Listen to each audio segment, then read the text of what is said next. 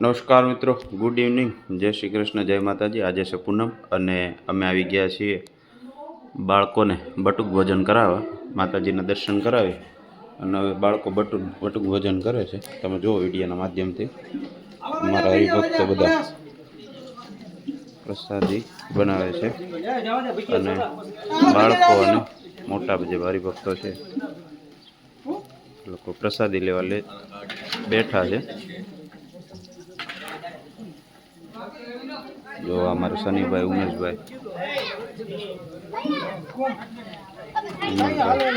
कल्पेश भाई बदा